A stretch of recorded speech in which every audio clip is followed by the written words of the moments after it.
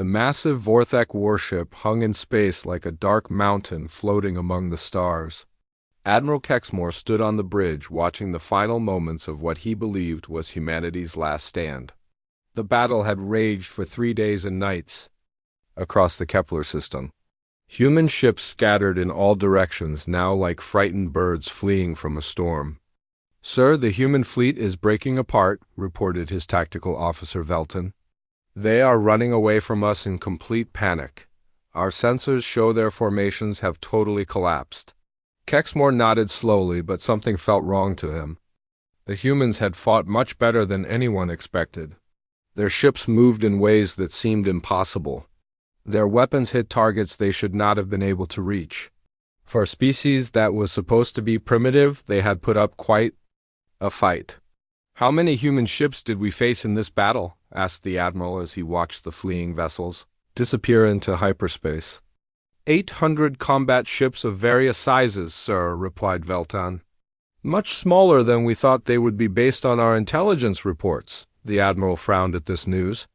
Their spy networks had suggested Earth commanded a much larger fleet. Perhaps the humans had already lost most of their ships in earlier battles across the galaxy. That would explain why this defense seemed so desperate and poorly organized. Around the battlefield, Vorthek ships began moving into position to claim control of the system. Massive cargo vessels prepared to establish mining operations on the resource-rich planets. The Empire would strip this system of everything valuable, just like they had done to hundreds of others, hidden behind a large broken asteroid. Captain Maya Rodriguez watched the alien celebration from her small destroyer. The ship, called Defiant, remained completely invisible to enemy sensors thanks to advanced stealth technology that the Vorthek did not know humans possessed. "Captain, should we send the signal now?" whispered Lieutenant Torres, who was monitoring all communications from his station. Maya smiled, but it was not a happy smile. It was the smile of someone who knew a secret that would change everything. "Not yet, Torres. Let them enjoy their victory party for a while longer. They deserve to feel good about beating us so badly." She turned to face her crew, who had been waiting patiently for orders. Every person on the bridge looked calm and ready, despite having just watched their fleet apparently get destroyed. They knew something the Vorthek did not. "Send a coded message to Earth Command," Maya ordered. "Tell them Phase 1 is complete and the enemy has taken our bait perfectly. The Vorthek think they have won a great victory today. Time to prepare the fishing nets for the biggest catch in galactic history." The message burst lasted only seconds, but it carried across space faster than any Vorthek ship could travel. Within hours, it would reach Admiral Jackson on Earth, who was waiting for exactly this news on the Vorthek flagship. Admiral Kexmore reviewed the battle reports with growing satisfaction. His fleet had performed perfectly.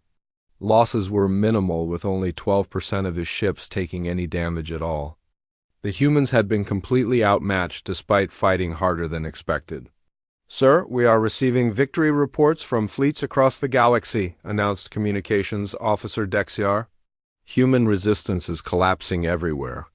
Our forces report similar easy victories at 7 different star systems today." Kexmore allowed himself to feel proud of his species. The Vorthek Empire had conquered over 3,000 worlds in the last 5 centuries.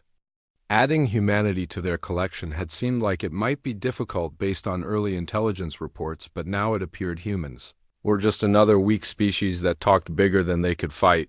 "What about Earth itself?" asked the Admiral. "Are our fleets in position to attack their homeworld?" "Yes, sir. Admiral Morkex reports his battle group is only 2 days away from the Sol system. He expects to capture Earth within a week once he arrives." The bridge crew made happy sounds at this news. Earth was supposed to be heavily defended, but if the human fleet really was as small as it appeared, then their homeworld would fall easily. The war that had worried many Vorthek leaders would be over almost before it started. Far away on Earth, Admiral Rebecca Jackson stood in the deep underground command center that few people knew existed. Banks of computers and communication equipment filled the massive room. Hundreds of officers worked at stations monitoring every aspect of the war effort.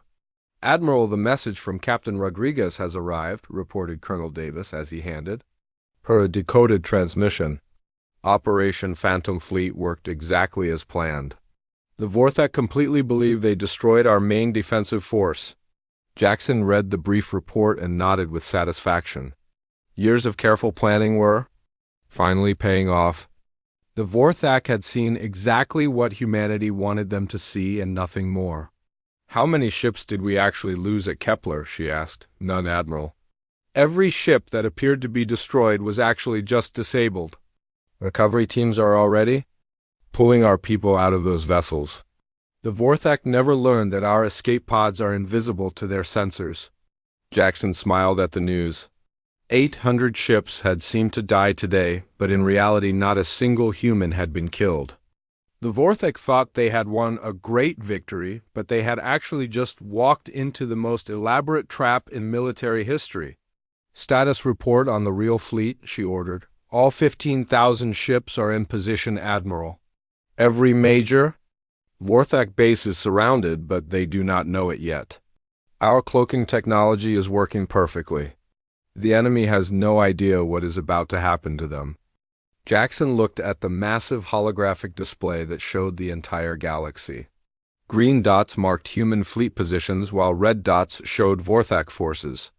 The aliens had spread their ships thin across hundreds of systems, thinking they were facing a defeated enemy. They had no idea they were actually surrounded by a force 3 times larger than their entire military.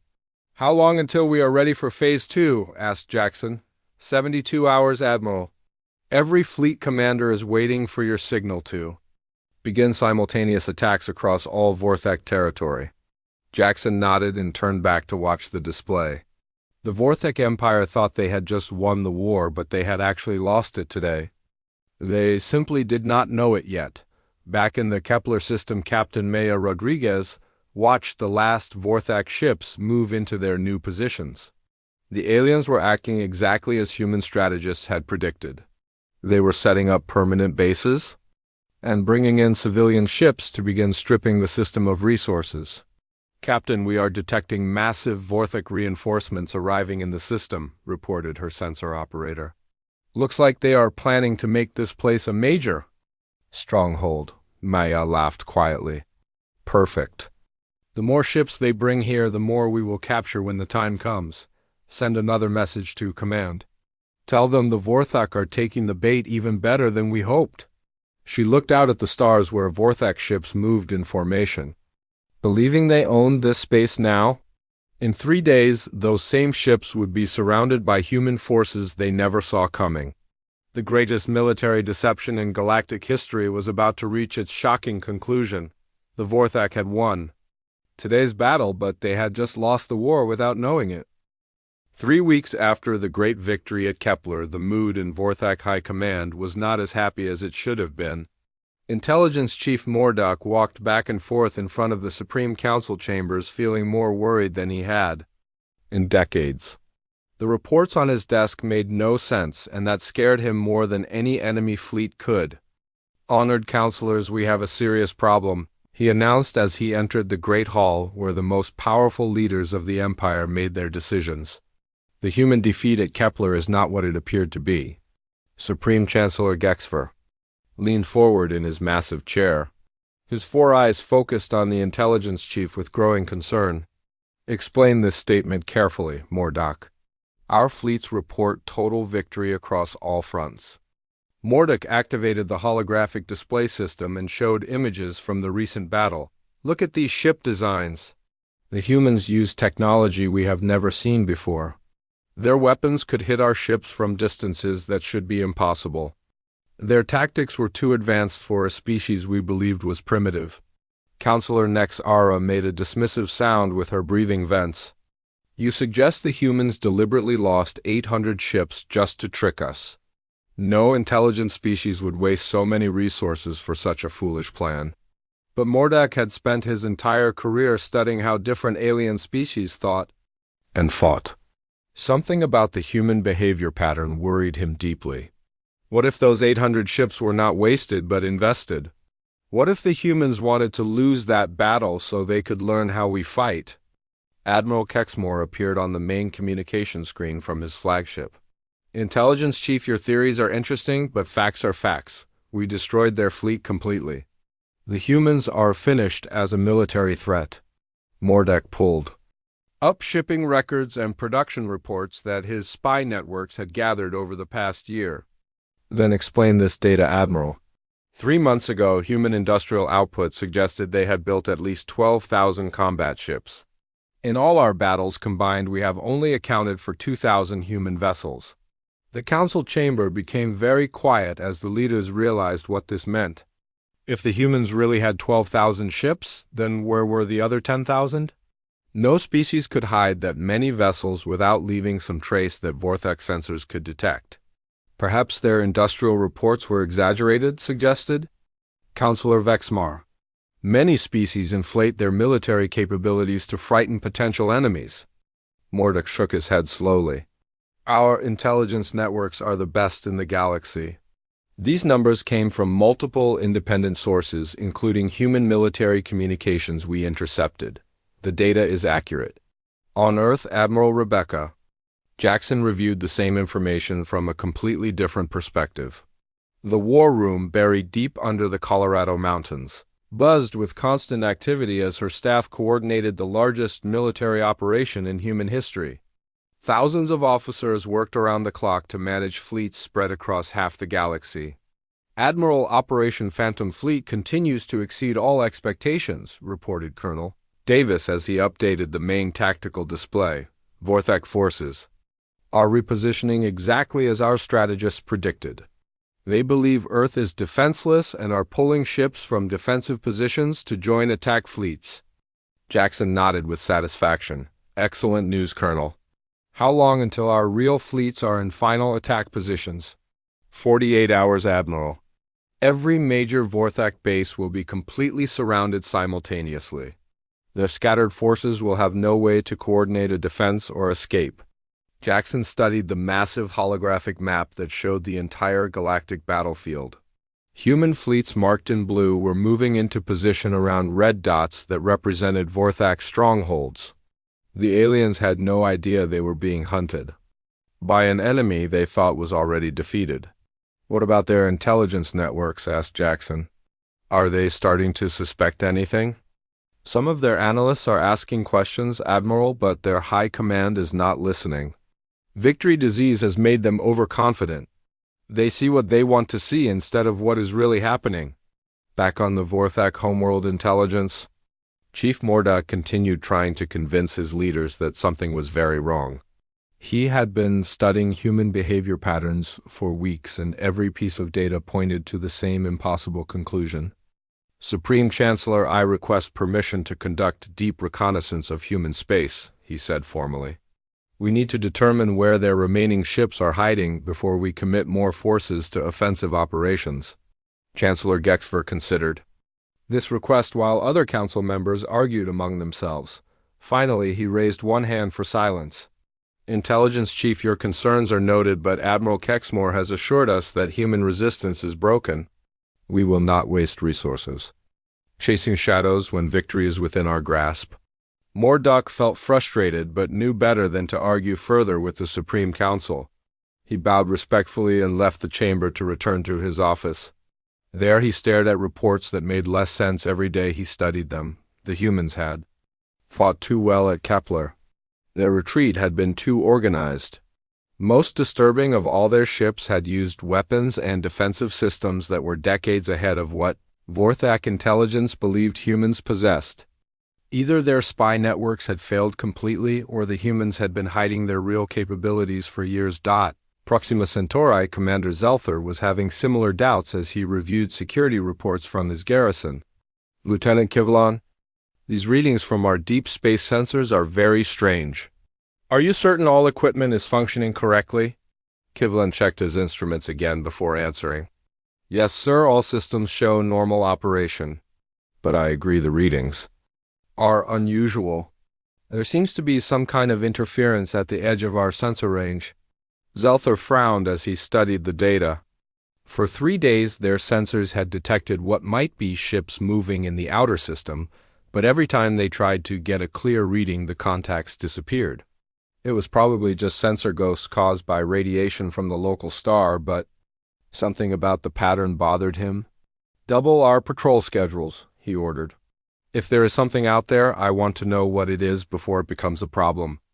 What Commander Zelther did not know was that 200 human ships were indeed at the edge of his system. They remained invisible thanks to cloaking technology that was 50 years ahead of anything the Vorthag had developed. The human crews waited patiently for their orders to attack while watching every move the garrison made. Captain Elena Vasquez commanded the lead ship in the Proxima Task Force. "Sensor officer, how many enemy vessels are we tracking in this system?" she asked quietly. 47 Vorthak ships, Captain. "Mostly patrol craft and cargo vessels with one heavy cruiser as flagship.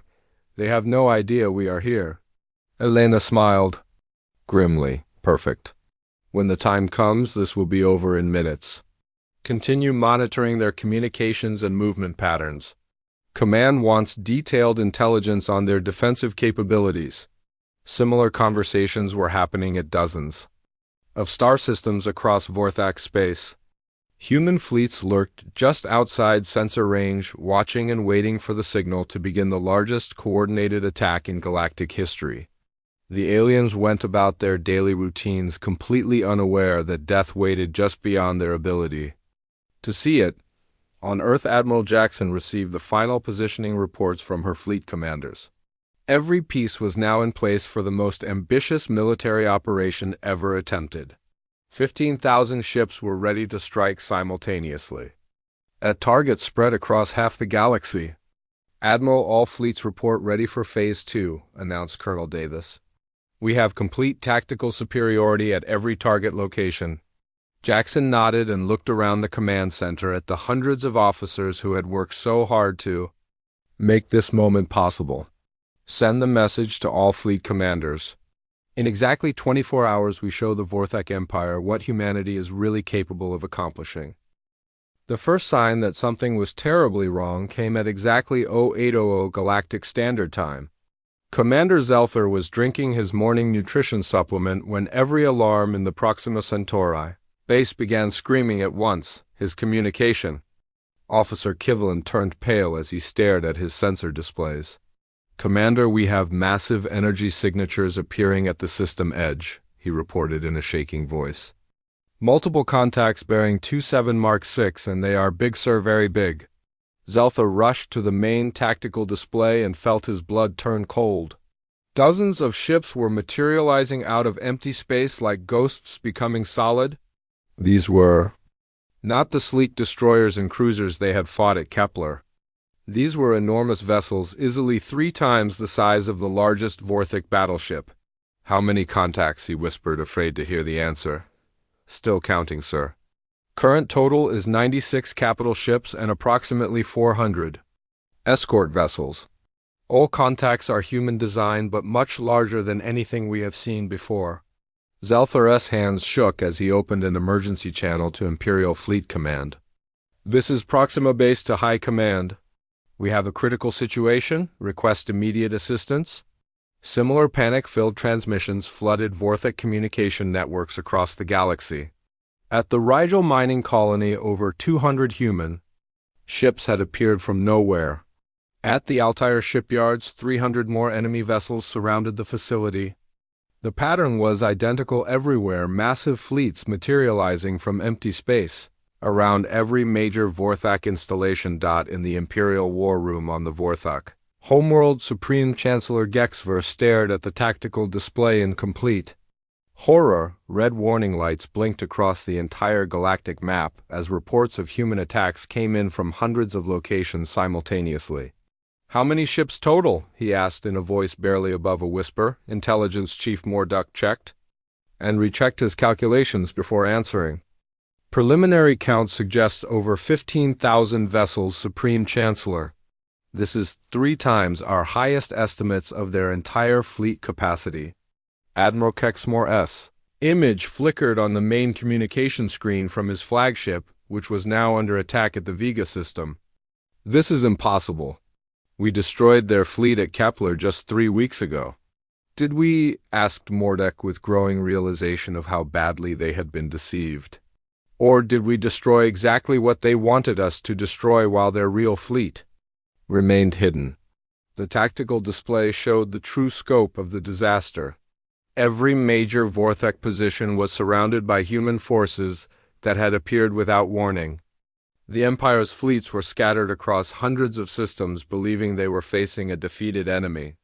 Instead, they were isolated and outnumbered by an opponent they had completely underestimated aboard the human flagship Indomitable Admiral.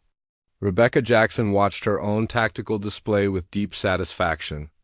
Every phase of the operation was proceeding exactly as planned.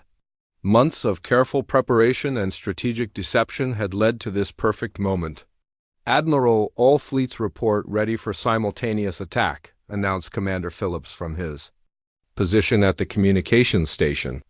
"We have total tactical superiority at every engagement point." Jackson nodded and opened a channel to all 15 fleet commanders. "This is Admiral Jackson to all units. The time for deception is over. Show them what humanity is really capable of achieving."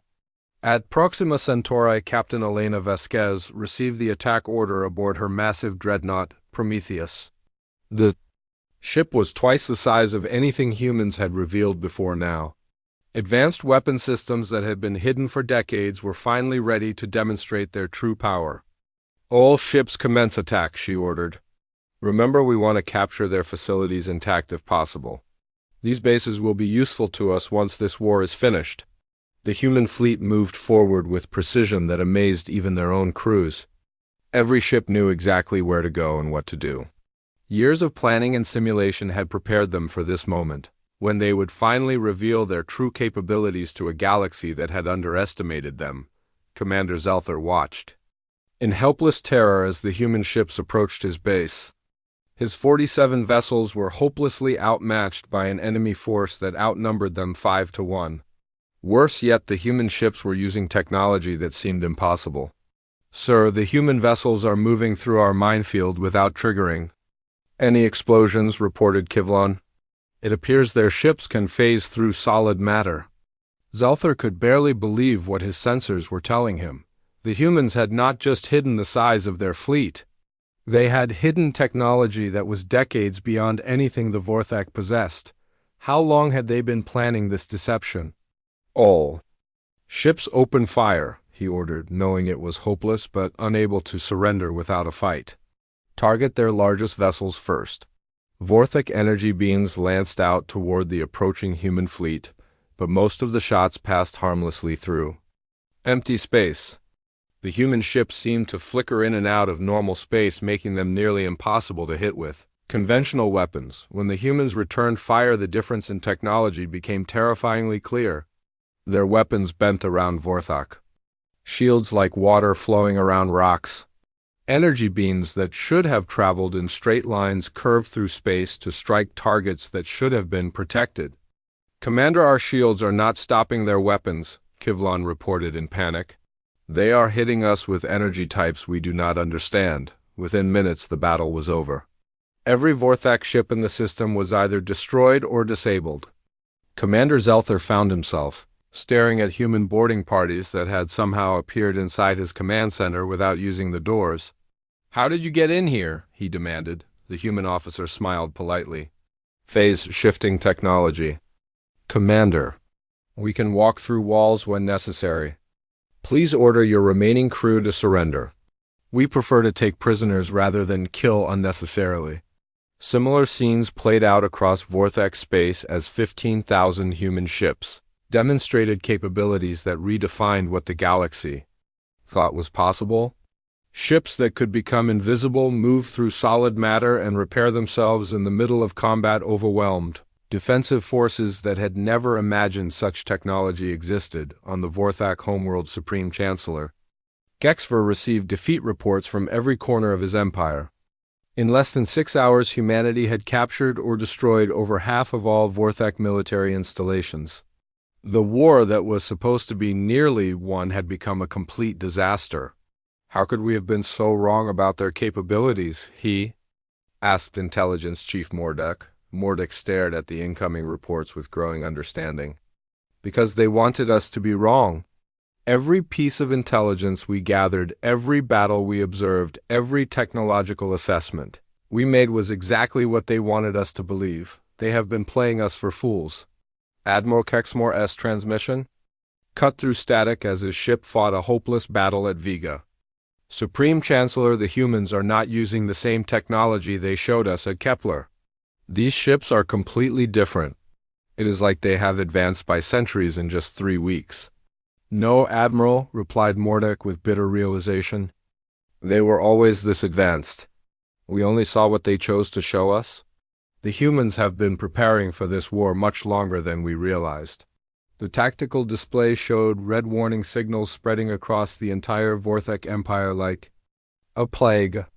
Human forces were not just attacking, they were systematically dismantling 3,000 years of Vorthek expansion in a single day. Admiral Jackson monitored the progress from Earth's command center as reports of victory came in from every front. Status report, Colonel. How are our casualty figures? Minimal losses, Admiral. The Vorthek were completely unprepared for our real capabilities. Most of their forces are surrendering rather than face total destruction, Jackson nodded with satisfaction. Good, send orders to all fleet commanders. We want to end this war. Quickly and decisively. The galaxy needs to understand that humanity is not to be underestimated again. The greatest military deception in galactic history was reaching its shocking conclusion as the Vorthek Empire learned too late that they had been fighting shadows while the real enemy prepared their doom. The Battle of Vorthek Prime began at dawn, and by noon the most powerful military empire in galactic history was on its knees. Supreme Chancellor Gexver watched from his underground command bunker as humanity's true fleet revealed capabilities that made his greatest nightmares seem pleasant by comparison. Sir, the human vessels are not just attacking us, reported Defense Coordinator Texvin. They are demonstrating technology that should not exist. Our scientists say their weapons violate several fundamental laws of physics. Gexver stared at the tactical displays showing human ships doing impossible things. Vessels that could exist in multiple locations simultaneously. Weapons that fired backwards through time to hit targets before the trigger was pulled. Most terrifying of all, ships that seemed to be learning and adapting their tactics in real time as the battle progressed. Admiral Kexmore, what is your status? He demanded over the communication system. The reply came through heavy static as the Admiral's flagship fought desperately in orbit above the homeworld. Supreme Chancellor, we are not fighting the same humans we faced at Kepler. These ships use technology that is centuries beyond our understanding. They are toying with us like children playing with insects. Intelligence Chief Mordok had finally assembled enough data to understand the true scope of humanity's deception. Supreme Chancellor, I have analyzed the enemy tactics and capabilities. The humans have been studying us for far longer than we realized. Every weakness in our defenses, every flaw in our strategies, every limitation of our technology has been cataloged and countered. The evidence was overwhelming and terrifying. Human weapons exploited specific vulnerabilities in Vorthek's shield. Frequencies that the Empire's own engineers did not know existed. Their ship formations perfectly countered every standard Vorthek battle doctrine. Most damning of all, their attack timing suggested they had been monitoring Vorthek military communications for decades on the human flagship. Indomitable Admiral Rebecca Jackson addressed her fleet commanders through encrypted quantum channels. Ladies and gentlemen, the time has come to remove our final disguise. All ships are authorized to activate Phoenix Protocol immediately. Around Vorthek Prime, the human fleet began to transform in ways that shocked even their own crews. Hull panels slid away to reveal weapon systems that had been hidden since the ships were built. Entire sections of vessels reconfigured themselves to optimize for different combat roles. Most amazing of all, several ships began combining together like mechanical puzzle pieces to form massive super dreadnoughts that dwarfed anything in the known galaxy. Captain Elena Vasquez watched her ship Prometheus undergo its metamorphosis with pride and amazement. Engineering report full transformation status, she ordered. All hidden systems are now active, Captain, replied Chief Engineer Rodriguez. We are operating at maximum combat efficiency for the first time since launch. The ship's true capabilities are finally unlocked. The vessel's artificial intelligence system, designated Atlas, spoke in its calm synthetic voice. Captain Vasquez, all weapon systems are online and ready. Stealth generators are maintaining full invisibility field. The Vorthak fleet is attempting to withdraw, but their escape routes have been blocked. Elena smiled as she watched Vorthak ships, trying desperately to flee from an enemy they could barely see, let alone fight effectively. Let some of them escape, Atlas. We want survivors to spread word of what they witnessed here today. The human fleet did not pursue the retreating Vorthak forces aggressively. Instead, they demonstrated their overwhelming technological superiority in a carefully choreographed display designed to break enemy morale completely. Ships that could move faster than Vorthak sensors could track appeared and disappeared like ghosts. Weapons reached across impossible distances to disable targets with surgical precision. Most psychologically devastating of all was the revelation that every human ship reportedly destroyed in previous battles had been merely disabled, while rescue operations invisible to Vorthak sensors evacuated the crew safely. Not a single human life had actually been lost in the entire war, despite appearances of massive casualties. In his command bunker, Supreme Chancellor Gexver received reports that shattered everything he thought he knew about reality. Intelligence. Chief explained to me how the humans developed such advanced technology so quickly. 3 weeks ago, they seemed barely capable of spaceflight. Mordecai's voice carried the weight of terrible understanding. They did not develop it quickly, Supreme Chancellor. They have possessed this technology for much longer than our intelligence networks detected. Every assessment we made of human capabilities was based on deliberately false information they fed to our spy systems. How long have they been deceiving? U.S., asked Gexver, though he feared the answer. Based on tactical analysis, at least 2 centuries, possibly longer. The humans have been watching our empire expand across the galaxy while secretly preparing for this exact scenario. Every defeat, every retreat, every display of apparent weakness was calculated to make us underestimate their true strength. The revelation hit Gexver like a physical blow. For 200 years, the Vorthak Empire had believed itself to be the dominant power in this region of space. In reality, they had been observed and studied by an enemy that was planning their downfall from the very beginning. Admiral Kexmore's final transmission came as his flagship was disabled by weapons that seemed to reach through dimensions. Supreme Chancellor, the humans are offering terms for our surrender. They say they could have ended this war on the first day, but chose to let it continue for research purposes. On Earth, Admiral Jackson received confirmation that all major Vorthak military assets had been neutralized or captured. The operation had proceeded more smoothly than her most optimistic projections. Colonel Davis, compile a full strategic assessment. I want to know exactly how much of the Vorthak Empire's territory and resources are now under our control. Preliminary reports suggest we have captured approximately 70% of their industrial capacity. Admiral, replied Davis. Their remaining forces are scattered and demoralized. Most Vorthak commanders are requesting surrender terms rather than continuing hopeless resistance. Jackson nodded with satisfaction. Excellent work, Colonel. Begin Phase 4 of the operation. Start integrating captured Vorthak technology with our existing systems.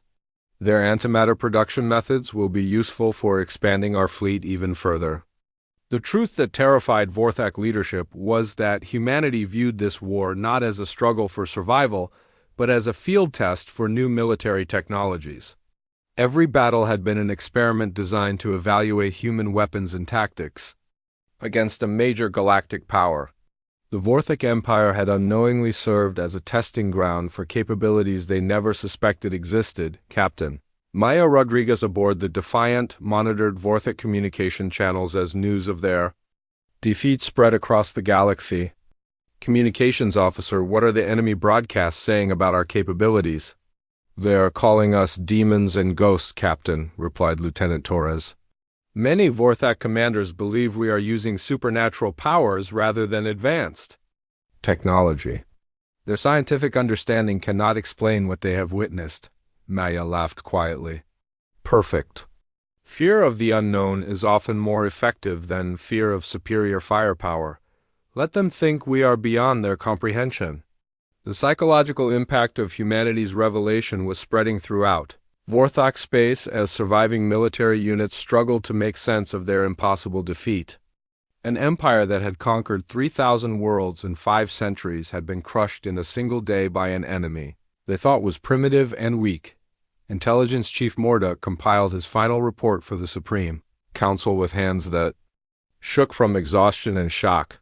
Honored counselors, the humans have been manipulating our intelligence networks for decades. Every piece of information we possessed about their military capabilities was deliberately false. They have been orchestrating this entire war from the beginning. How did they gain access to our most secure communication systems? Demanded Counselor. Nexara. We gave it to them voluntarily, replied Morduk with bitter irony. Every spy satellite we deployed, every monitoring station we established, every intelligence agent we recruited was detected and compromised by human counterintelligence operations. They have been feeding us exactly the information they wanted us to believe while learning everything about our true capabilities. The final piece of the deception became clear as human negotiators offered surrender, terms that revealed the true scope of their strategic planning. Admiral Jackson's message to the Vorthok government would be remembered throughout galactic history as the moment one species learned they had been completely outmaneuvered by another. Supreme Chancellor Gexver, humanity appreciates the educational value this conflict has provided. Your empire served as an excellent testing ground for our new military technologies. We are prepared to discuss terms for your surrender and integration into our expanding sphere of influence. 2 months after the Battle of Vorthok Prime, the once mighty Galactic Empire found itself in a position no Vorthok leader had ever imagined possible.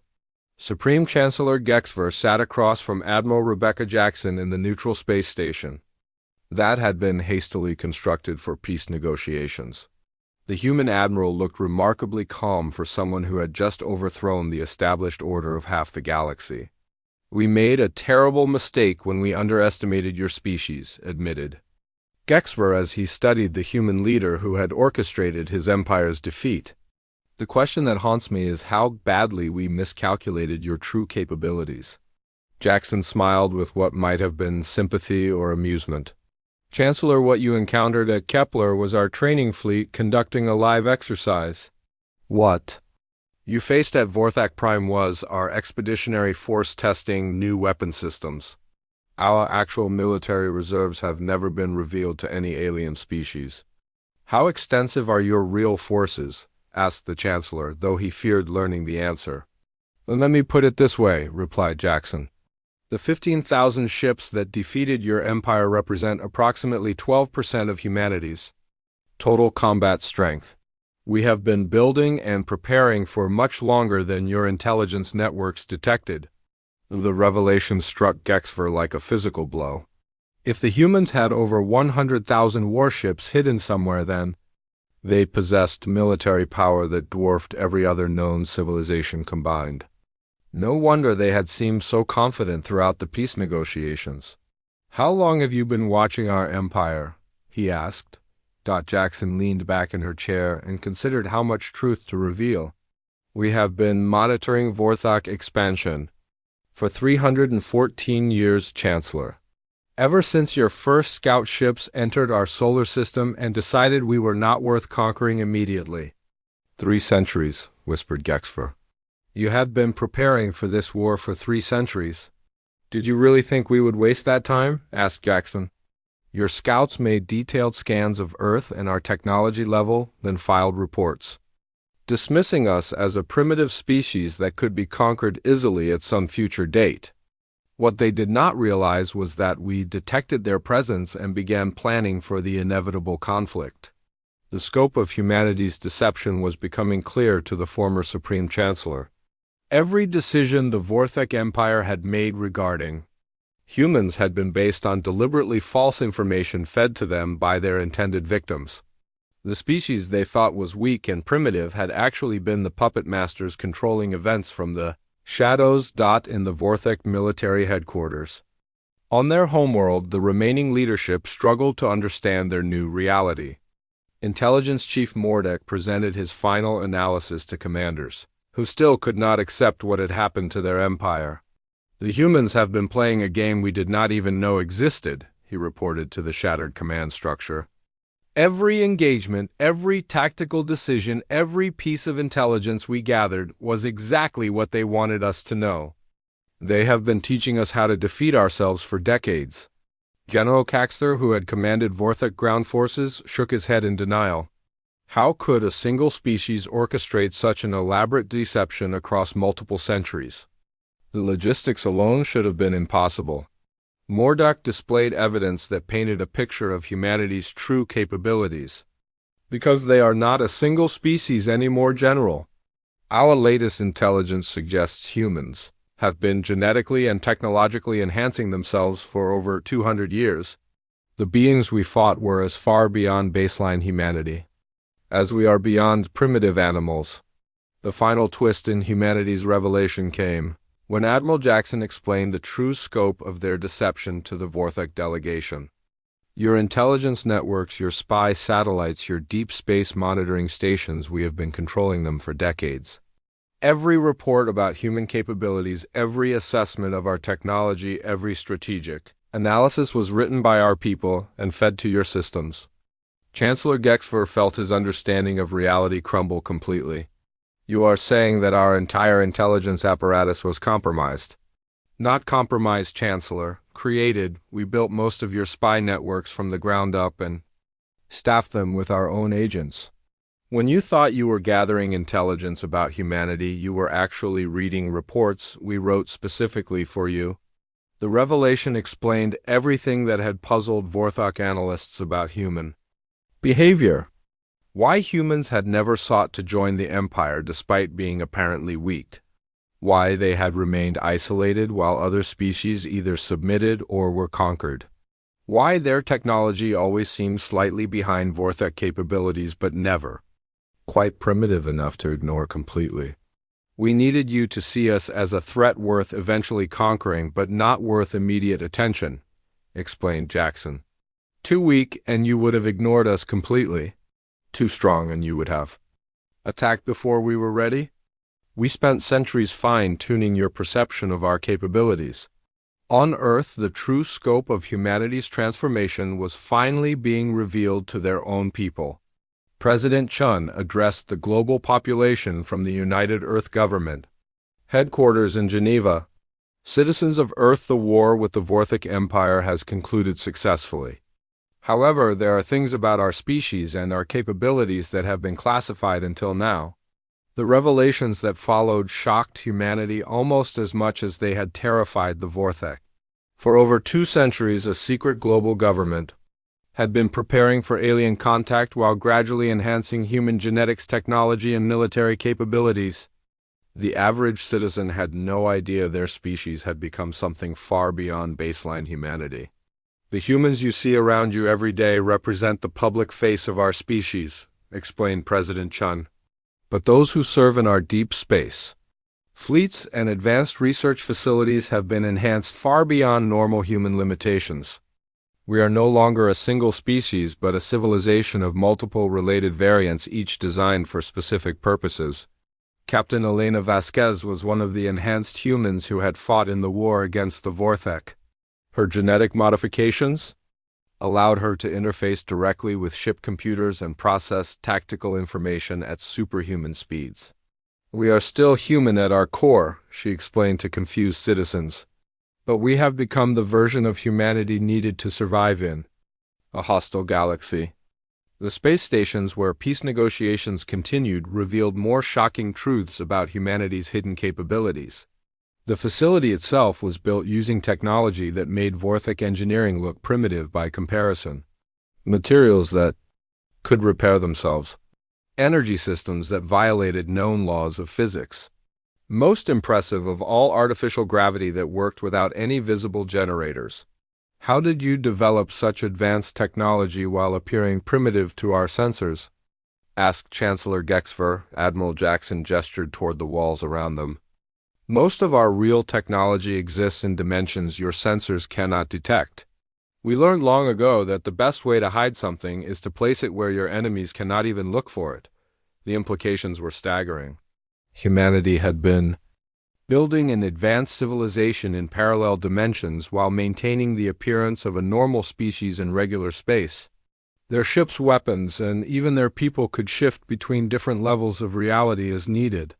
Why reveal all this now? Asked the Chancellor. You could have continued the deception indefinitely. Because the galaxy needs to understand the new reality, replied Jackson. Humanity is no longer hiding in the shadows waiting for others to make decisions about our future. We are taking our place as the dominant power in this region of space. The peace treaty signed that day established humanity as the successor to the Vorthek Empire with all its territories and resources.